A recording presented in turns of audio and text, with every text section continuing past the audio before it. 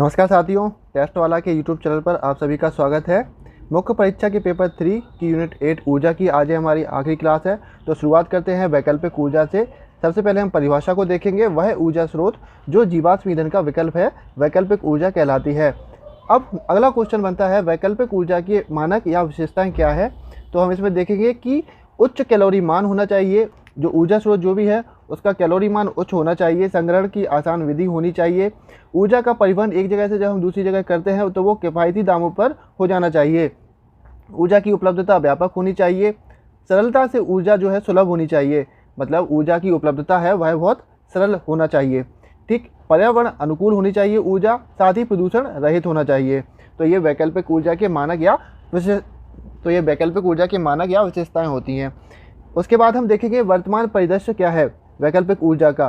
तो वर्तमान परिदृश्य में हम शामिल करेंगे सौर ऊर्जा को, पवन ऊर्जा, लघु जल विद्युत ऊर्जा, महासागरीय ऊर्जा, भूतापीय ऊर्जा, बायोमास ऊर्जा, शैवाल ऊर्जा और हाइड्रोजन ऊर्जा और परमाणु ऊर्जा।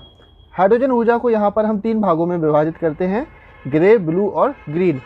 तो जो ग्रे हाइड्रोजन ऊर्जा होती है, इसमें हाइड्रोजन का उत्पादन जिन विधियों के माध्यम से किया जाता है उसमें उप उत्पाद के रूप में कार्बन डाइऑक्साइड या अन्य गैसें निकलती हैं।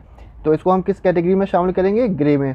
उसके बाद उप उत्पाद के रूप में CO2 तो निकल रही है, लेकिन उसका रीयूज कर ले रहे हैं जब, तो वो ब्लू कैटेगरी के हाइड्रोजन ऊर्जा में शामिल किया जाएगा। और जब उप उत्पाद के रूप में कोई भी ग्रीन हाउस गैस ना निकले, मतलब हम ऐसी विधियों से हाइड्रोजन का उत्पादन करें जो कि प्रदूषण रहित हो, उसको हम क्या कहेंगे? हाइड्रोजन ऊर्जा, ग्रीन हाइड्रोजन ऊर्जा कहेंगे। नेक्स्ट है आपका परमाणु ऊर्जा। परमाणु या नाभिकीय विधि द्वारा जो ऊर्जा की प्राप्ति हमें हो रही है उसको हम क्या कहते हैं? परमाणु ऊर्जा या नाभिकीय ऊर्जा कहते हैं। अगला हम इसमें देखते हैं कि भविष्य के ऊर्जा स्रोत कौन कौन से रहेंगे। ठीक, तो इसमें जो अंतरिक्ष आधारित सौर ऊर्जा है यह इसके अंतर्गत शामिल होगी। इसके अंतर्गत अंतरिक्ष में सौर ऊर्जा को संग्रहित कर एक निश्चित दूरी तक या लक्षित दूरी तक उसको भेजा जाएगा। ठीक, ऐसा प्रयास अभी जापान की जो जाक्सा अंतरिक्ष एजेंसी है उसने किया था। अगला हम देखेंगे मानव शक्ति ऊर्जा। तो कुछ ऐसे कॉस्ट्यूम या वस्त्रों का निर्माण किया गया है जिनको पहनने के बाद मानव की जो ऊर्जा होती है उससे ऊर्जा का उत्पादन होगा। अगला देखेंगे हम ज्वारीय ऊर्जा। तो समुद्रों में जो ज्वार भाटा आता है उसके माध्यम से हम ऊर्जा का उत्पादन करेंगे। लावा ऊर्जा, लावा के माध्यम से ऊर्जा का उत्पादन होगा। नाभ के कचरे से ऊर्जा, तो हम देखते हैं कि जो परमाणु रिएक्टर होते हैं उससे कई मात्रा में नाभ के कचरा निकलता है। ठीक, तो इसका भी हम उपयोग करके ऊर्जा का उत्पादन कर सकेंगे। अंतःस्थापित सौर ऊर्जा, इसके अंतर्गत पारदर्शी सौर पैनल बनाने का कार्य किया जाएगा, जिससे कि भवनों में जैसे कि खिड़कियां हैं उनके पारदर्शी कांच का यदि सौर पैनल का निर्माण किया जाता है तो उनसे भी हम ऊर्जा का उत्पादन करने में सफल हो पाएंगे। तो इस प्रकार यह भविष्य के ऊर्जा स्रोत रहेंगे और वर्तमान परिदृश्य की ऊर्जा स्रोत यह रहेंगे। अगला क्वेश्चन हम इसमें देखेंगे सौर ऊर्जा के बारे में।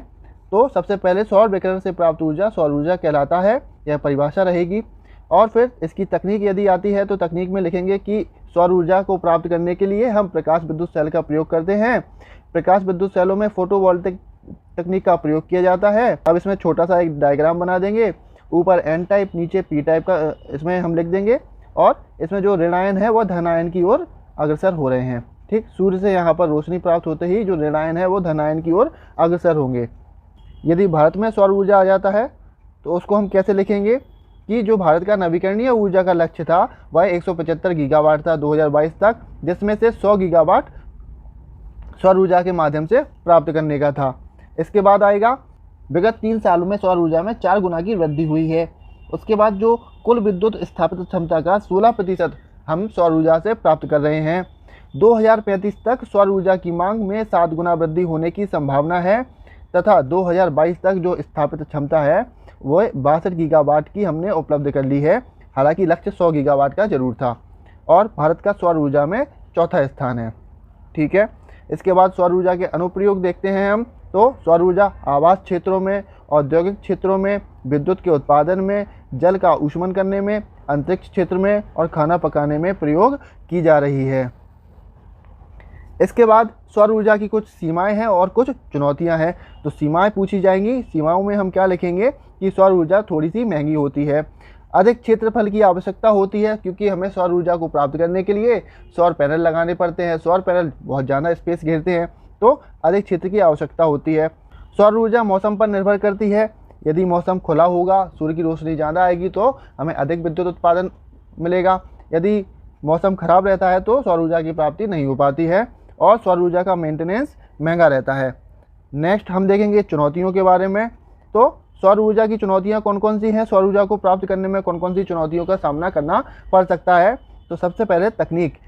तो जो सौर ऊर्जा को हम प्राप्त कर रहे हैं, इसकी जो तकनीक है वह आयात पर निर्भर है। तो सबसे बड़ी चुनौती आयात करने की रहती है। इसमें सौर ऊर्जा को प्राप्त करने में जो सौर ऊर्जा का उत्पादन हम कर रहे हैं उसमें सीधी सीधी प्रतिस्पर्धा हमारी किससे है, चीन से प्रतिस्पर्धा है।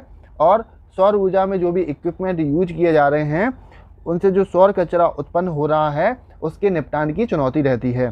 तो ये सीमाएं तथा चुनौतियां आपकी समाप्त होती हैं यहाँ पर। हाँ, एक बात और यहाँ पर, यदि आपसे इसका निदान पूछा जाए तो हमेशा निदान जो सीमाएं या चुनौतियां होती हैं उसका आप अपोजिट कर कर लिखेंगे।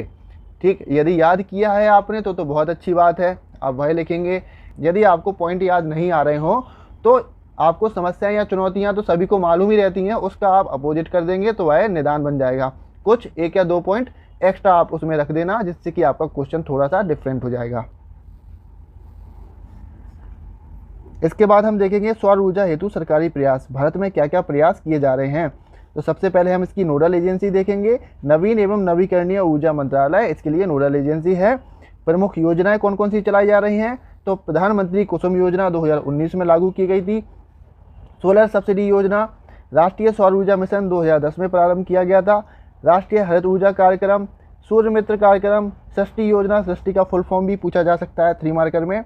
Sustainable rooftop implementation of solar transfiguration of India. ठीक, इसके बाद योजनाएं हो गई आपकी कि प्रयास। अब प्रयासों को हमने यहाँ पर कुछ क्षेत्रों में विभाजित किया है, जैसे कि योजनाओं के माध्यम से, संस्थानों के माध्यम से, अंतर्राष्ट्रीय प्रयास और उपलब्धि क्या रही फिर। ठीक, तो ये योजनाएं हो गई आपकी। इसके बाद हम संस्थान को देखेंगे। भारतीय अक्षय ऊर्जा विकास एजेंसी की स्थापना 1987 में की गई थी और NISE की स्थापना 2013 में की गई है, national institute for solar energy. अंतर्राष्ट्रीय प्रयासों के अंतर्गत जो अंतर्राष्ट्रीय सौर गठबंधन है 2015 में स्थापित किया गया था, जिसमें 120 से भी अधिक सदस्य शामिल हैं।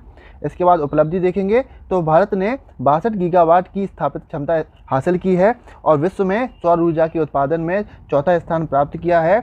इसके साथ ही भारत सौर ऊर्जा के मामले में सबसे सस्ता उत्पादन करता है। नेक्स्ट देखेंगे इसमें मध्य प्रदेश में सौर ऊर्जा। तो काफ़ी महत्वपूर्ण क्वेश्चन है, कई बार आयोग के द्वारा यह पूछा जा चुका है। सबसे पहले लिखेंगे कि मध्य प्रदेश सौर ऊर्जा के उत्पादन में अग्रणी राज्य है, जिसमें सौर ऊर्जा की अपार संभावनाएं मौजूद हैं। मध्य प्रदेश में लगभग 360 दिन सूर्य का प्रकाश प्राप्त होता है। और फिर इसके बाद लिखेंगे मध्य प्रदेश में सौर ऊर्जा की अधोलिखित योजनाएं संचालित हैं। रीवा में 750 मेगावाट का Rewa ultra mega solar company के द्वारा जो है सौर ऊर्जा का प्लांट स्थापित किया गया है। नीमच में 151 मेगावाट का प्लांट संचालित है। मंदसौर में 250 मेगावाट की परियोजना कार्य कर रही है। ठीक, शब्द आपको थोड़े से अलग अलग रखने हैं, एक समान शब्द यहाँ पर नहीं आपको यूज करने हैं। जैसे कि रीवा में यह संचालित है, नीमच में भी यह संचालित है। रीवा में इसमें आप लिखेंगे रीवा में यह योजना कार्यरत है, नीमच में संचालित है, मंदसौर में परियोजना लागू की गई है या क्रियान्वयन किया गया है। ठीक, इस प्रकार। अगला आप देखेंगे कि अन्य, तो अन्य कौन कौन से इसमें शामिल किए गए हैं। 5000 मेगावाट की 6 परियोजनाओं को अनुमति प्रदान की गई है, जिसमें आगरमालवा, शाजापुर, ओंकारेश्वर, नीमच, छतरपुर और मुरैना शामिल हैं। इन 6 जिलों में 5000 मेगावाट की जो परियोजना है वह अभी निर्माणाधीन है। ठीक, विशेष पॉइंट क्या लिखेंगे कि मध्य प्रदेश द्वारा 24% विद्युत है वह दिल्ली मेट्रो को प्रदान की जाती है सौर ऊर्जा के माध्यम से। ठीक, अब अगला क्वेश्चन आता है भारत में पवन ऊर्जा। तो भारत में पवन ऊर्जा का विकास 1990 के दशक में हुआ था। इसकी स्थापित क्षमता 42.63 गीगावाट की है। यह अभी लेटेस्ट है, आप इसको यूज कर सकते हैं। इसमें प्रमुख क्षेत्र हैं भारत में पवन ऊर्जा के, तो दक्षिण पश्चिमी व पूर्वोत्तर राज्य। तो भारत के जो प्रमुख क्षेत्र हैं वहाँ कौन कौन से हैं पवन ऊर्जा उत्पादित करने के। एक तो दक्षिणी क्षेत्र, पश्चिमी क्षेत्र व पूर्वोत्तर राज्य। ठीक, अग्रणी राज्य अगर हम देखते हैं तो इसमें तमिलनाडु, गुजरात और महाराष्ट्र शामिल हैं। ठीक, जो इसका लक्ष्य था पवन ऊर्जा का 2022 तक 60 गीगावाट को प्राप्त करने का लक्ष्य रखा गया था। संभावना कहाँ कहाँ पर है, तो वही तमिलनाडु, आंध्र प्रदेश, कर्नाटक, केरल, मध्य प्रदेश, राजस्थान में 3000 मेगावाट का उत्पादन किया जा सकता है। तो यह संभावना आप लिखेंगे। ठीक, पवन ऊर्जा के बारे में कुछ विशिष्ट पॉइंट आप यहाँ पर देख लीजिएगा कि पवन ऊर्जा के उत्पादन के लिए जो औसत गति की आवश्यकता होती है वह 8 से लेकर 23 मीटर प्रति सेकंड की पवन गति की आवश्यकता होती है। उत्तर भारत में यदि हम देखते हैं तो यह हमें 9 से 10 मीटर प्रति सेकंड की मिलती है गति पवन ऊर्जा की, और दक्षिण भारत में यह हमें 16 मीटर प्रति सेकंड की प्राप्त होती है। तो यही कारण है कि उत्तर भारत की अपेक्षा दक्षिण भारत जो है अधिक अनुकूल है पवन ऊर्जा के उत्पादन के लिए। ठीक, तो ये आपका एक क्वेश्चन भी बन गया कि क्या कारण है कि दक्षिण भारत जो है अधिक अनुकूल है पवन ऊर्जा के लिए अपेक्षाकृत उत्तर भारत के। ठीक, तो ये आप वहाँ पर फैक्ट लिखेंगे कि इस वजह से दक्षिण भारत अधिक अनुकूल है, क्योंकि वहाँ पर जो पवन की गति है औसतन अधिक है उत्तर भारत से। इसी के साथ ही आज का यह लेक्चर हमारा समाप्त होता है और हमारी पेपर 3 की यूनिट 8 भी इसके साथ ही समाप्त होती है। वीडियो यदि आपको पसंद आती है तो इसको लाइक सब्सक्राइब जरूर कीजिएगा, साथ ही अपने दोस्तों के साथ शेयर भी कीजिएगा। वीडियो को अंत तक देखने के लिए धन्यवाद। जय हिंद।